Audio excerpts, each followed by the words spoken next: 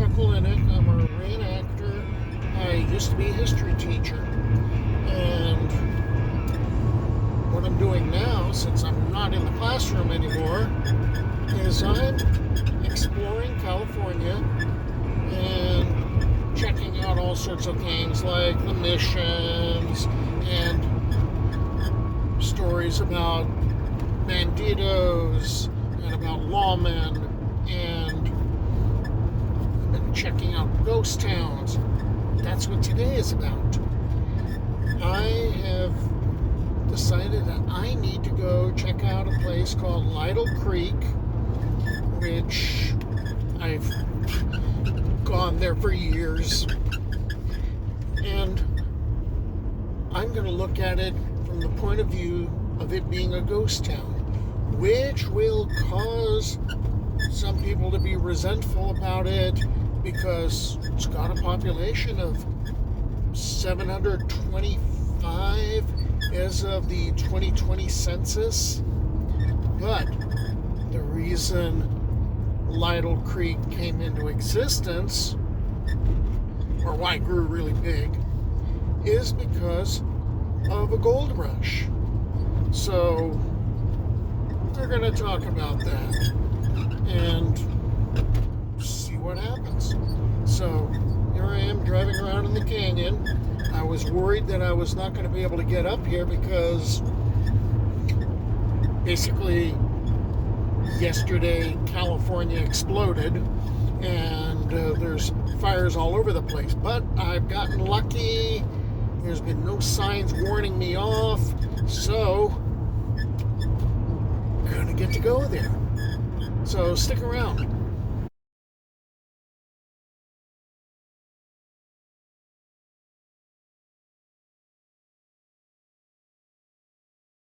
So just to make it all official like and give us a location, Lytle Creek is a census designated community that's at the eastern end of the San Gabriel Mountains, and it's completely surrounded by the San Bernardino National Forest, and it's about 16 miles from downtown San Bernardino, about 10 miles from Fontana and Rialto.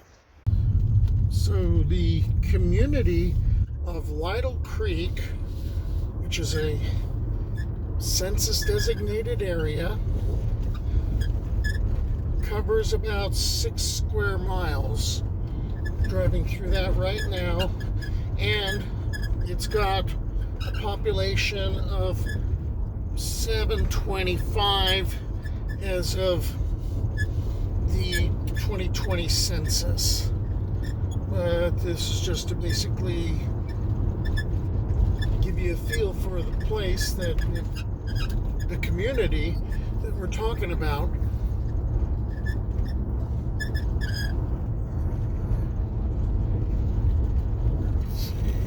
Now, the Lytle Creek is a stream about 18 miles long, and it's a tributary of Warm Creek, which is a tributary of the Santa Ana River. And there was a Tonga village located in the area. When war was declared by the United States against Mexico, the followers of the Church of Latter-day Saints offered the United States the services of a company to aid in the defeat of Mexico. In answer to that proposition, Congress authorized the recruiting of a Mormon company in which 500 Mormons were enrolled as Iowa volunteers, and among the officers of this body was Andrew Lytle. When they arrived in San Diego after a long, arduous march, they found the conquest of California nearly complete. They were sent to garrison duty at Mission San Luis Rey and San Diego, and some of them helped build Fort Moore in Los Angeles. The battalion was mustered out of service in that same year. As I said, Andrew Lytle had been a part of the Mormon battalion, serving as a company lieutenant.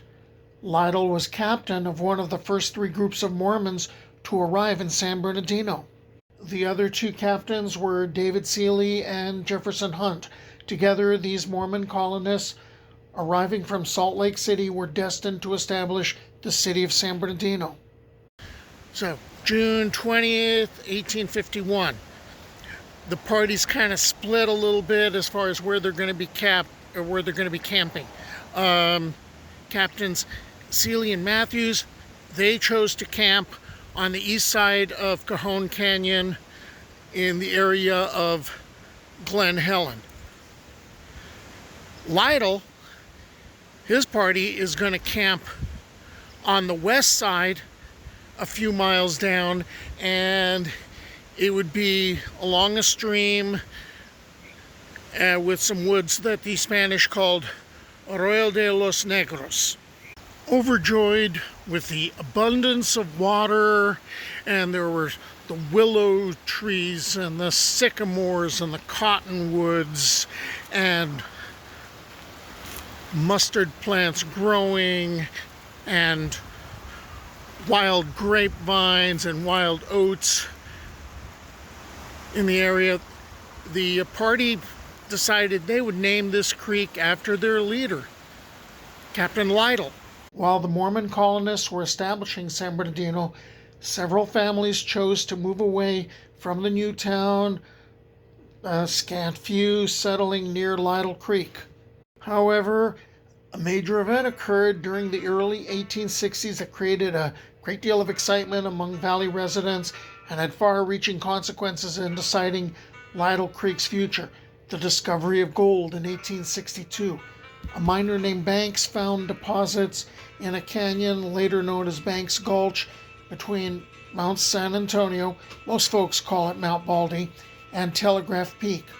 While using hydraulic methods to remove the gold from the canyon walls, Banks built a flume from Upper San Antonio Creek to a reservoir above the mine, letting gravity do the work, and then piped it with a 400-foot head to his monitors with 3-inch nozzles, producing a lot of pressure.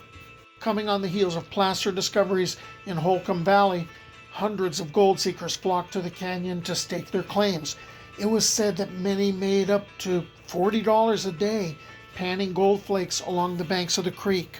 Of course, since there was gold for the taking, or at least it seemed like it, violence flared over allegations of claim jumping.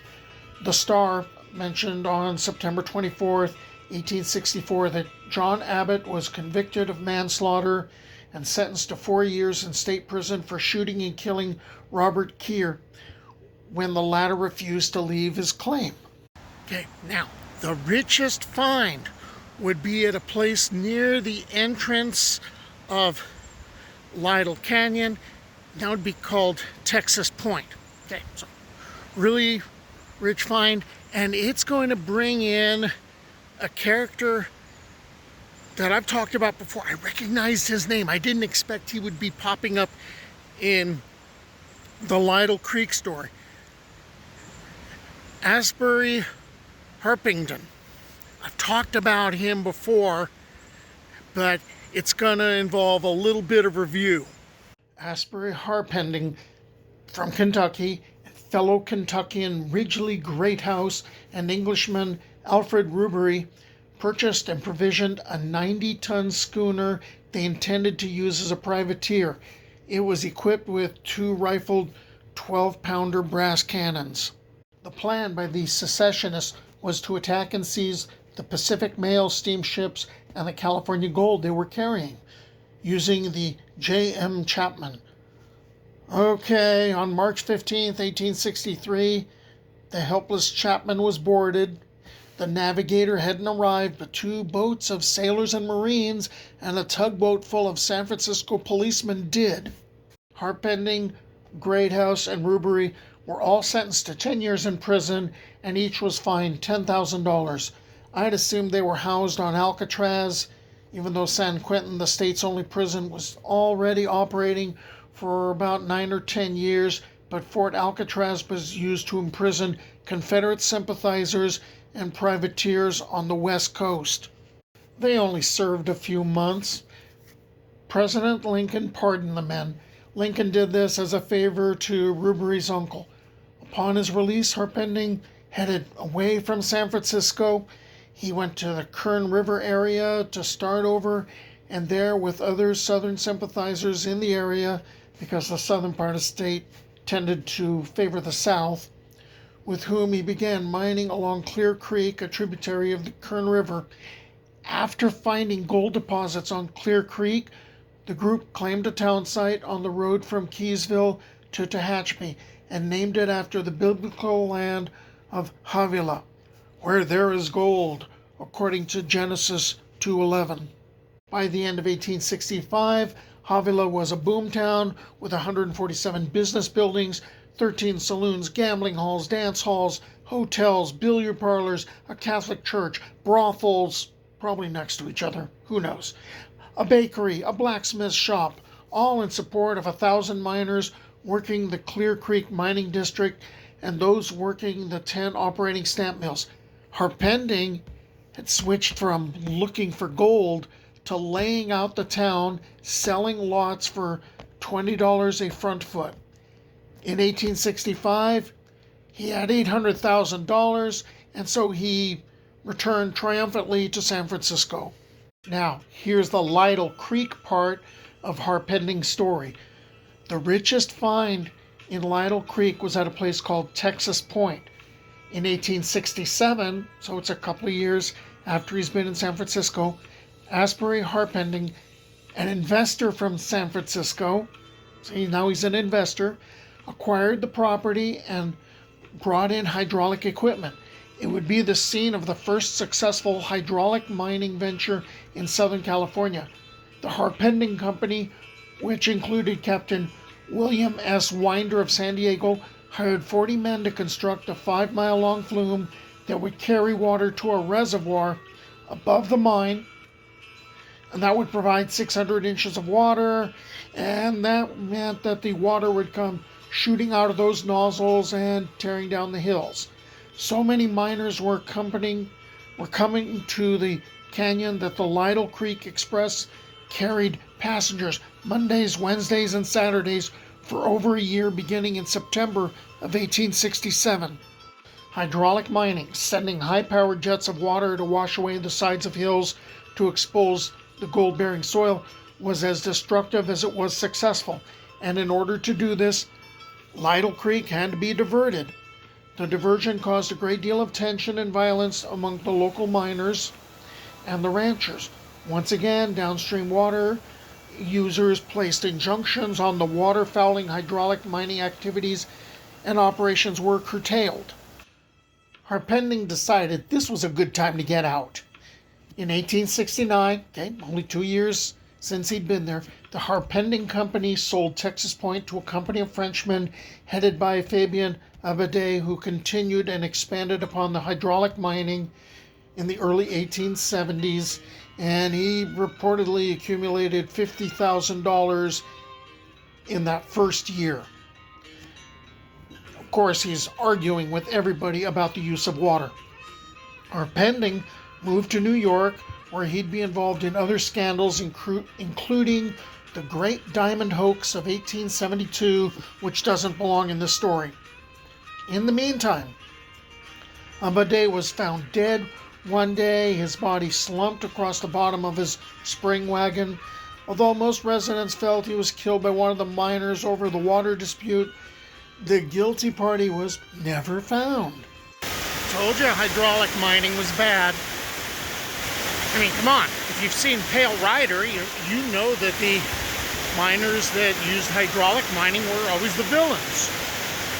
All right, so there is going to be a court order that is put in 1889, which stops hydraulic mining in Lytle Creek because it's just so rough on the environment and is polluting the waters. That's okay. By about 1890, the mines are getting played out anyway. And pretty much you've got a few people coming up to pan, in the water to get gold, but mining is pretty much done. Oh, by the way, the population is going to drop down to like 588, 590, which is like 130 people less than the current population. After the court orders and after the mines were played out, Lytle Creek was pretty much left to ranchers and farmers. But for 3 decades, the gold production that came out of Lytle Creek rivaled the East Fork mines. These days, the area is about recreation. So, camping, fishing, picnicking, hiking. So there's the story of Lytle Creek, which some people would say isn't a ghost town, and I contend that because it was a boom town for the gold rush, yeah, it counts. So until the next time, okay, I'm gonna go find something else to look at. Bye.